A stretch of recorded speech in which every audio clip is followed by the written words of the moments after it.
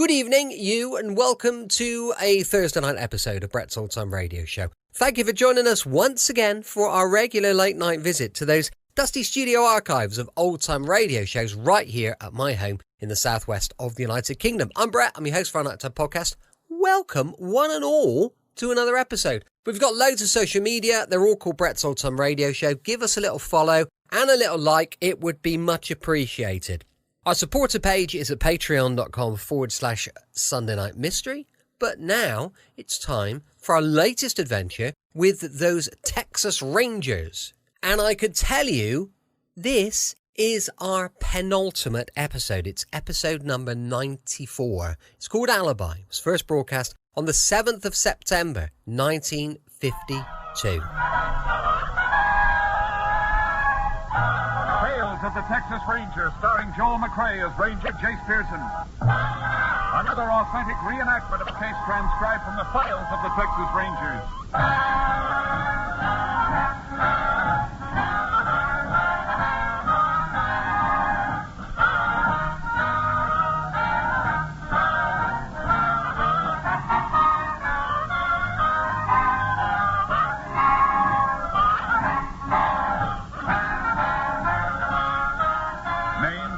Places in the following story are fictitious for obvious reasons.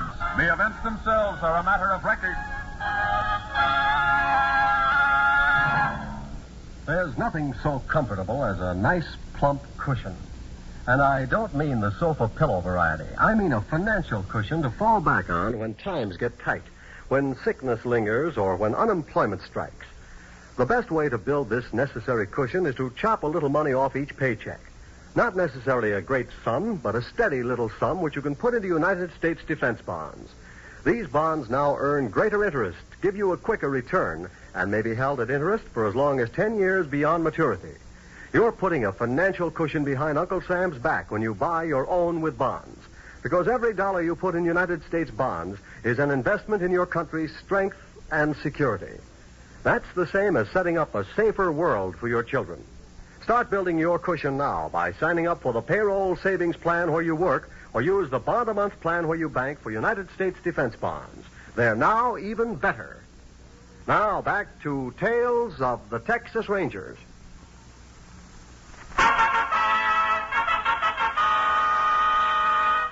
And now, from the files of the Texas Rangers, the case called Alibi.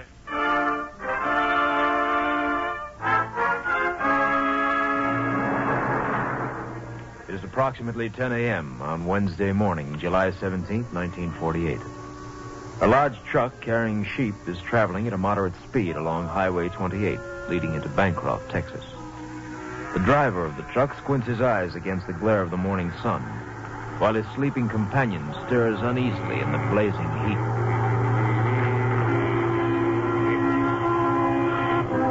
Come on, you darn fool. Get by me. Traveling at that speed in this heat, you blow a tire for sure. Well, what's the matter, Chuck? Ah, tourists. Always in a hurry to get no place. Must have been doing 70 at least. Who's that? Oh, that car that just passed us, going like the devil. Oh, didn't see him. Now open your eyes and take a look. There they go, just over that rise over here. Oh, yeah. Oh, man, it sure is hot. How'd you know? You've been asleep since the sun come up. Say, you sore about losing the toys last night? I ain't sore about losing last night so much. Well, we've been trucking together for over 6 months, and I ain't warned once. Boys, get this sunrise shift while you just snooze away peaceful as anything. Shucks, I won't have any eyes left. Well, if it'll make you feel better, next place we come to, let's stop, and I'll buy you a beer, okay? I could stand something to wet my whistle. This heat is awful. How far are we from the next town? Bancroft's about 10 miles up, but we can stop the Deacons. That's his place down there on the right. Yeah, man, look at those shade trees. Oh, the sheep will go for that. Yeah, about time we was cooling these tires, too. Hate to have one blowing the road hot as it is. Yeah, I know what you mean. Deacons, I ain't never been here before. Well, here we are. Oh, I feel like I've been driving for a week. Come on. Now, you think the sheep will be all right? Sure, they'll go for that shade. Well, I guess we're the only ones around. There ain't nobody here. Deacon's probably around Summers. Let's sit down here at the counter. Yeah. Deke? Deacon! Hey, That's funny. Somebody's been here. Look at empty bottles at the end of the counter. Maybe he's out back. Yeah, could be with his chickens. Besides the coldest beer, old Deacon's got eggs here the size of bowling balls. Must have pretty big chickens, too. Biggest in Texas. Hey, where do you suppose you went to? I'm dying of thirst. Hey, why don't we help ourselves? The beer's right over there in the refrigerator. No, I wouldn't want to do that. Deacon might not like... Deacon! Hey, Deacon, you got a couple of cash customers. I ain't going to sit here all day. I'm going to get me a beer. Yeah, I reckon the Deacon won't mind. Bring me a cold one. Yeah, right off the ice. Just wait till you... What's the matter, Jim? Hey, Chuck. Huh? Chuck, come here. What's the matter? What is it? Look through that door. In the storeroom on the floor. Huh? Good Lord, it's the Deacon. No wonder he couldn't hear us. His head's crushed to a pulp. Don't touch him, Jim. What do we do? Better call the sheriff. Come on, there's a phone out front.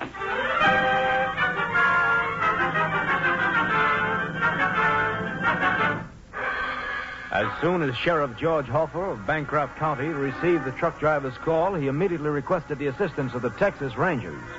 Ranger Jace Pearson was assigned to the case and arrived at the scene of the crime about an hour later. That all you men can tell me? All right, but I want you to... Well, howdy, Jace. Hello, Sheriff. Ranger Pearson, this is Chuck Roberts and Jim Patrick. They're the ones that found the body. Howdy. Hello, Ranger. That's your truck outside with the sheep in it? Yes, sir. We're kind of anxious to get along, too. I've already talked to him, Jace. Is there anything you want to ask him? Yeah, in a few minutes. Why don't you men wait over there? It won't be long. Okay. Did you look at the body, Sheriff? Yeah, it's out back in the storeroom. Poor fella, he sure took an awful beat. That's the door over there? Mm-hmm. Jace, before you go out there, I want to show you something. What's that, Sheriff? Over here. Cash drawers, partly open. Yeah. Cleaned out all right. You men touch this cash register? No, Ranger, we ain't touched nothing. Just the phone when we called the sheriff. Okay. Well, there's the motive, Sheriff. Robbery. Kind of business the Deacon did here, he couldn't have had more than $15 or $20 in that thing. It's a lot of money to some people. Yeah. How about those beer bottles down at the end of the counter? Were they yours? No, sir. Golden box. Looks like the Deacon had a thirsty customer. Jace, look here by the refrigerator. Isn't that a blood stain? It sure is. What do you make of that? It looks like the Deacon might have been slugged right here. If the man who was drinking that golden bock was sitting at the counter, he could have done it when the Deacon had his back turned. Guess he wasn't hit with a bottle. There'd be some broken glass around. Wouldn't have to be a bottle. Could have been anything. Come on, let's take a look at the body. There's some blood here by the door. Yeah. The body's right behind this barrel, Jace. He sure did take a beating, didn't he? Yeah. I figured it must have happened last night around closing time. Else he'd have been found before this. The Deacon do much morning business? Oh, a little bit. Didn't amount to a hill of beans. Nighttime seems more logical. Yeah, I'd think so. I wonder if they cleaned his pockets out, too. I don't know. Guess I better have a look. Find anything, Jace? A few coins, some keys, that's all. Sheriff. What's the matter? Sheriff. Get on that phone and call an ambulance. What? Why? Deacon. He's still alive. The Deacon remained unconscious. His condition was critical. X-rays showed he'd sustained triple fractures of the skull. After the lab crew arrived and went over the store for additional clues, the sheriff and I started checking on people known to be Deacon's customers. The next morning, we were still looking for a lead. Who's next on the list, Sheriff? Well, now, let me see. There's Dodie Carson, Ranch Road 220. That's about a half mile farther on. You know him? Yeah, but he couldn't have done it. Why not? He's an old fella. He ain't got the strength to break an eggshell. KTXA to Unit 10. Yeah, this may be KTXA something. to Unit 10. Unit 10 to KTXA. Go ahead. Lab reports latent fingerprint obtained at Deacon's Cafe belonging to one John Sampson, age 34, 5 feet 10, 195 pounds, brown hair, brown eyes, ruddy complexion. Released Huntsville Penitentiary January this year after serving 2 of a 3-year sentence for burglary. Subject now employed as ranch hand, Flying V Ranch, your vicinity. 10-4. No other traffic. Unit 10 clear. No other traffic. KTXA. John Sampson, huh? Now, what's the matter? You know him? Name's familiar. I think we pulled him in a couple of months ago. Brawl in a pool hall, if I remember right. Oh, yeah, he's a tough one. Where's the Flying V located, Sheriff? It's west of here, about 10 miles past the Deacon. Hang on.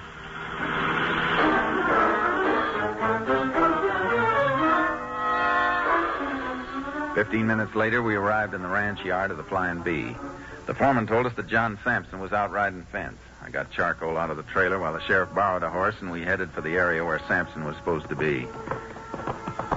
Foreman said he ought to be just over this rise. Yeah. Oh, there he is. Where? Over there by that mesquite. Come on, Charlie. He sees us, Jace. Yeah. Oh, Charlie. Howdy. You John Sampson? Yeah, why? Ranger here wants to ask you a couple of questions. What's on your mind? You ever stop by the Deacons on Highway 28? Deacons? About 10 miles down the road from here. Oh, that place. Yeah, I go in there sometime. How often? I don't know, once in a while. You in there Tuesday night around closing time? Tuesday? Let's see. That's day before yesterday. No, I wasn't in there. Where were you? I was in town. Where in town? Say, what is this? Just answer the ranger's question, Sampson. All right. Tuesday night I was at the Easy Ace there all night. Where's that? That's the beer parlor and the pool room, Jace. I know where it is. Uh-huh. You say you were there all night, Sampson? Sure, just told you. Don't they stop serving beer at midnight? All right, so what? The pool tables stay open. They serve food there. What's wrong with that? He's right, Jace. The joint don't close. Well, you must have come back to the ranch sometime. I did, after daybreak. You shoot pool all night? We had a little game going. Who's we? Some of the boys and me. And you didn't stop by the Deacons on your way back to the ranch? No, it was closed. When was the last time you were at the Deacons? I don't know. Monday night, I think. Don't you know? Sure, I know. It was Monday night. I had a beer in there. You sure it wasn't Tuesday? No, it wasn't Tuesday. It was Monday. Why? What do you want to know for? What kind of beer do you drink, Sampson? What kind? Well, I don't know any kind. You ever drink Golden Box? Sometimes. You better come along with us. I ain't going nowhere. I got to finish checking this fence. You get on your horse. I ain't done nothing. Why? Tuesday night, somebody beat up the Deacon and robbed him, nearly killed him. What's that got to do with me? Plenty. We found your fingerprints all over the place.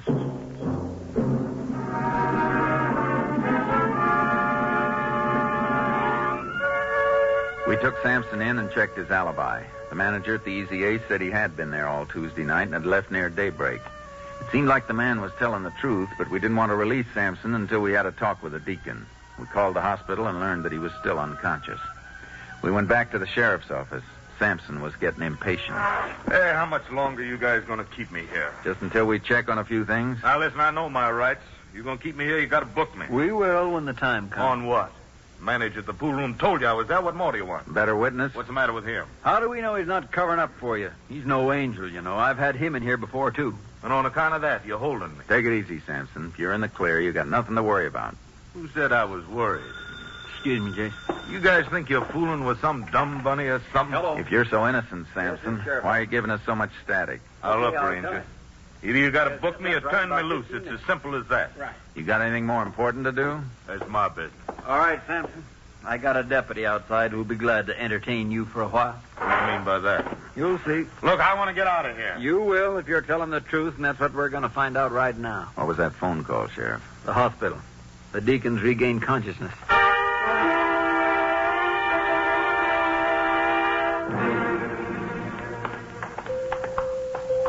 This is a lucky break for us, Jace. Yeah, if you identify as Sampson, we can wrap it up this afternoon. I sure hope so. Of course, Doc says he's still pretty weak.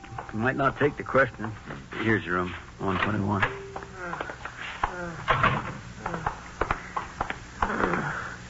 Deacon, can you hear me? His eyes are opening. Deacon, Who's that? I'm Ranger Pearson. This is Sheriff Hoffer. Pleased to meet you. What, Deacon, you know me, George Hoffer. Hoffer? Oh, yeah, sure. Tell me, do you know a man by the name of John Sampson? Who? Sampson. John Sampson. He stops in your place from time to time. Oh, yeah. Nice fella. You know him then. What'd you say your name was? Pearson. Ranger Pearson. Oh, yeah. Pearson. You come about the eggs? Eggs? What do you mean, Deacon? Those was bad eggs, Mr. Pearson. I can't have that. You should have candled those eggs. What's he talking about, G? I got good customers, Mr. Pearson. You sold me 3 dozen bad eggs. Can't have that. Looky, I'll show you. Now, wait a minute, Deacon. Don't try to get up. It's all right. I've been out here on the porch long enough. I want to show you them eggs. Right back here in the store. Now, Deacon, you stay here. We'll talk to you later. Yeah, you do that. Come on, Sheriff. Can't have no more bad ones. What is the matter with him, Jay? He's lost his memory.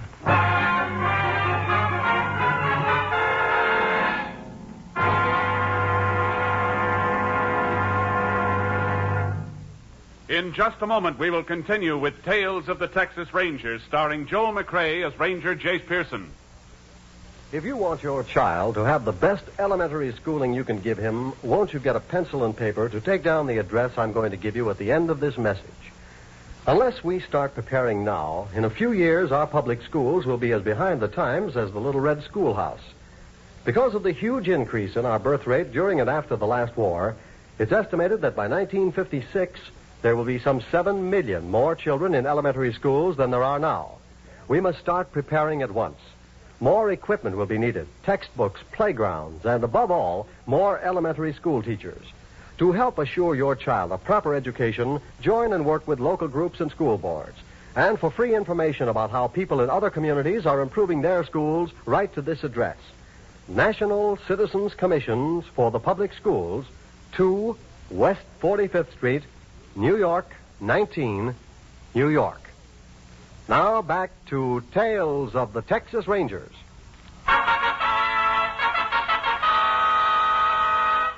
We continue now with Tales of the Texas Rangers and our authentic story, Alibi.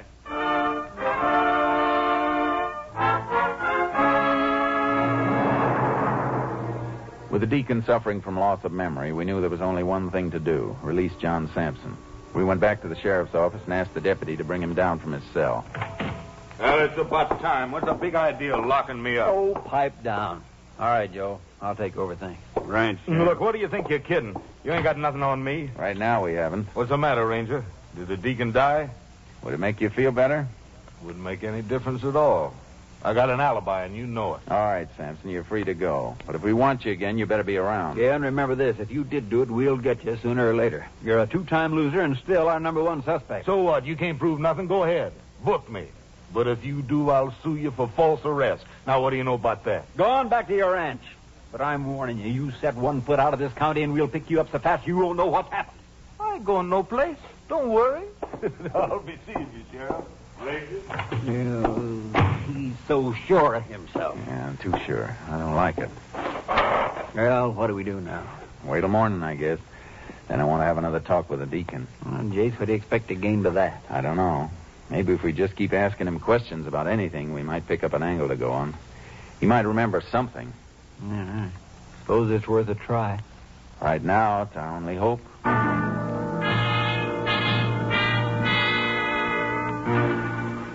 The next morning, Sheriff Hoffer and I went back to the hospital.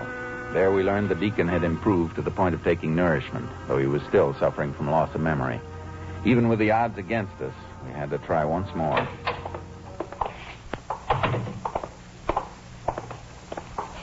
Deacon? Huh? Oh, hello. You remember me, Ranger Pearson? Seems I do. I've seen you someplace. We were here yesterday. Yesterday? Yesterday? I'm sorry, I don't know you. I can't remember. Don't you remember anything? I don't know. I can't seem to make any sense out of anything. Something's happened. Look, Deacon, you got a store on the highway. No, not me, mister. I think you're wrong. Sure you have, Deacon. You and Mary Ann started about 17 years ago. Mary Ann? Mary Ann? Who was that, Sheriff? Mary Ann. She died 3 years ago. Mary? Look, mister, you gotta help me. You gotta help me. We're trying to. I can't remember. My head, it hurts. What happened to my head? Tuesday night, somebody came into your store, robbed you, and beat you up. Me? Someone done that to me? Yes, Deacon. Tuesday night. I don't remember. I can't remember. Well, Deacon, look, maybe you'll remember something if you just answer a few questions. All right. Try to help me, mister. Please try to help me. We will. Now, do you remember where you live? Yeah. I got a house. Do you know where? Yeah. It's, out back. It's out back. Out Back of what, Deacon? I don't know. It's behind your store. Remember your store? My store? Oh, yeah. Yeah, my store. That's right. Now, Deacon, I want you to tell me everything that you do from the time you get up in the morning until you go to bed. Can you remember that? Yeah. Yeah, I remember. Let's see. I get up. I fix breakfast. Oh, wait a minute. You skipped over a lot there. Yes, Deacon, not so fast. What time do you get up? Do you know? Early. Daybreak. Every day? Yeah, every day. I feed the chickens. I open the store. Wait a minute. You're getting ahead again. I'm sorry. Now, what's the next thing you do after you get up? Shave. Wash up. Anything else? Calendar. I set my calendar. You set your calendar? What kind of calendar? Little desk model on a roller. Gives the day and the date. Then my bureau. Top drawer. Did you set it Tuesday? Tuesday, yeah. It was raining Tuesday. Yeah, I said it. Hey, Jase, he's right. He's remembering. It did rain early Tuesday morning. Yeah. Wednesday. I said it then, too. It was a nice morning. Now, wait a minute, Deacon. Not Wednesday. You couldn't have said it then. No, I said it. Wasn't raining Wednesday. Jase, you reckon he did? I don't know. Deacon, are you sure you set your calendar Wednesday? Always set my calendar every day. Samantha, don't you believe me? You gotta believe me. Sure, Deacon. We believe you. You try and sleep now. We'll see you later. Yeah. Sleep. If he did set his calendar Wednesday morning, you know what that means, Jase. You bet I do. Sampson could have been at the Easy A's Tuesday night, but he's going to have another alibi for Wednesday morning. Come on. Let's see if we're on the right track.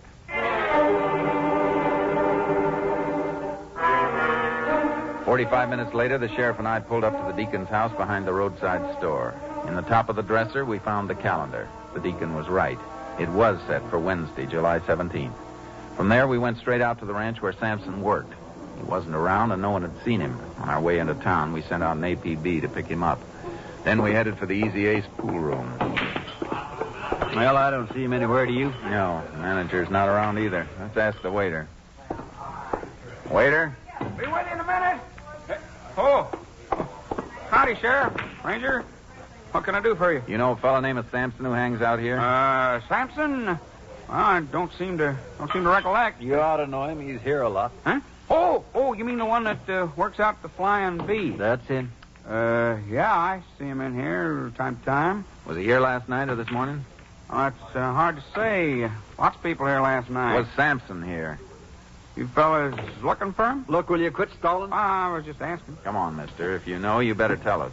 Well, it seems to me he was here Wednesday night, I think. That's not what we asked you. Wait a minute, Sheriff.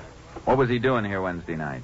Oh, just hanging around. He broke most of the time. Did he have any money Wednesday night? Well, he seemed to. How do you know? Did he spend much? He lost most of it. What do you mean, lost most of it? No, don't get me wrong, Sheriff. Hey, Charlie, get that money off the table. We don't allow gambling in here, and you know it.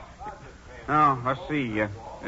What was it you was asking, Ranger? About Sampson. He almost killed a man. You know where he is? Almost killed a man. Sampson did? That's right. Oh, so that's what you're here for. Did you expect us for something else?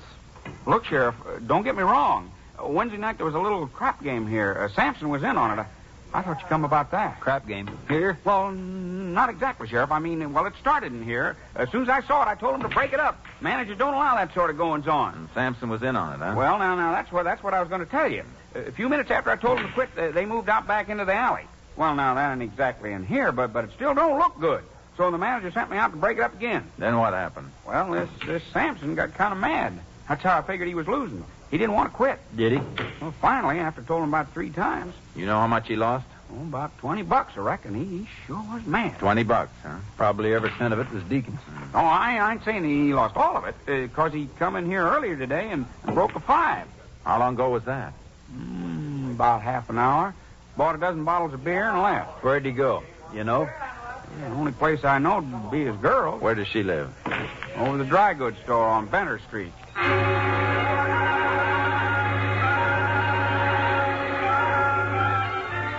We called for a stakeout on the pool hall in case Sampson returned. Picked up a search warrant and headed for the dry goods store on Bentner Street.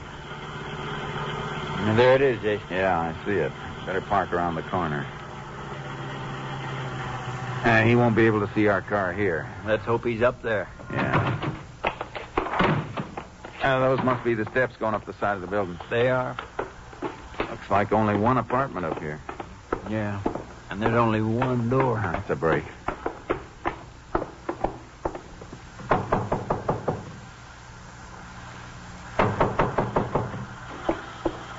Somebody's coming. Who's there? Police officers. What do you want? Open the door, ma'am.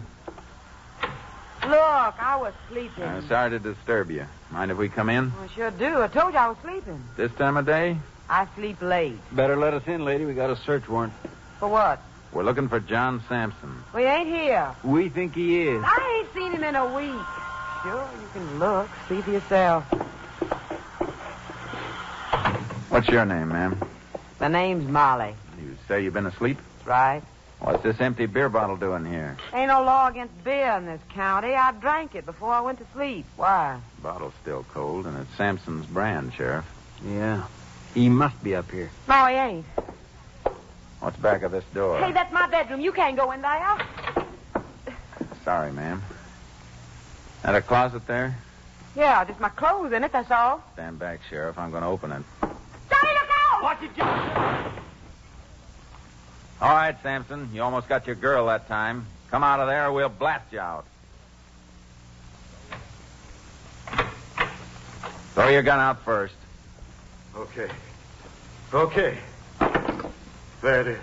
Now put your hands out in front of you. Come on. That's right. Put the cuffs on him, Sheriff. Right, Jace. She did it, didn't she? She turned me in. Oh, shut up. You got him, Ranger. Now get him out of here. Dirty two-timing... Hold it, Sampson. She's not getting off either. What did I do? There's a law in this state against harboring a criminal.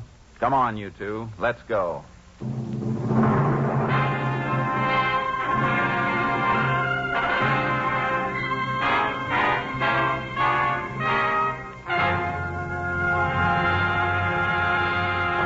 In just a moment, we will tell you the results of the case you have just heard. 20 seconds from now, a fire will break out somewhere in the United States, causing untold misery and devastation. Yes, every 20 seconds, all day long, a fresh fire starts in a home or a factory or a forest. More than 11,000 persons are killed annually by these fires. Many more are injured, and more than $700 million worth of property is lost. The most tragic part of this statement lies in the fact that more than 90% of all fires in the home start through sheer carelessness and could be avoided. Here are a few simple rules of safety which will help you to protect your home and your loved ones from the ravages of fire. Don't smoke in bed or discard lighted cigarettes carelessly. Clean out old newspapers, magazines, and other inflammable debris. Promptly repair all defective wiring and electrical equipment. Use only those cleaning fluids which will not burn. And finally, be careful with matches. Keep them out of the reach of small children. You can't afford to gamble with fire. The odds are against you every time. Now, back to Tales of the Texas Rangers.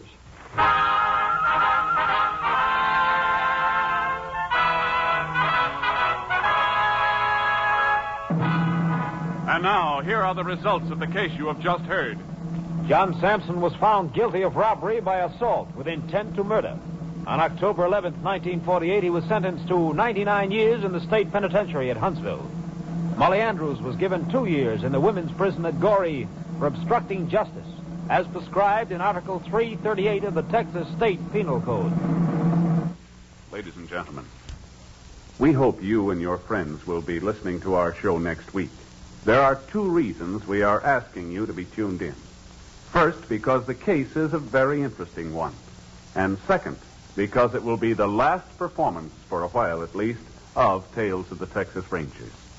We hope you've enjoyed this series of authentic stories, and that you'll make it a point to be with us for our last show next week. Thank you. Next week, Joel McRae in another authentic reenactment of a case from the files of the Texas Rangers.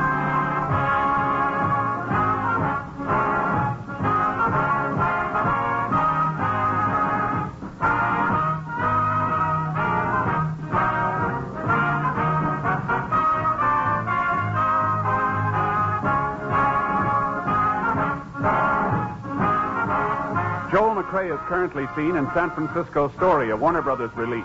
The cast included Tony Barrett, Paul Frees, Herb Vigran, Parley Bear, Dan Riss, and Betty Lou Gerson. Technical advisor was Captain M.T. Lone Wolf Gonzalez of the Texas Rangers. This story was transcribed and adapted by Arthur Brown, Jr., and the program was produced and directed by Stacy Keach. This is Hal Gibney speaking. Keep tuned for the Standard Hour on NBC.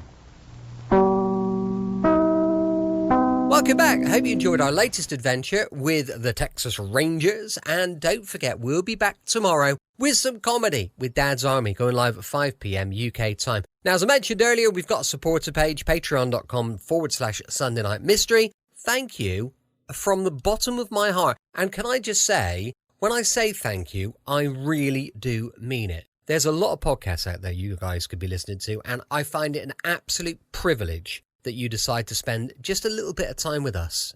So thank you so much. Thanks for listening. I'll be with you 7 days a week, each and every week, and I'll see you tomorrow on Brett's Old Time Radio Show. Love you. Bye.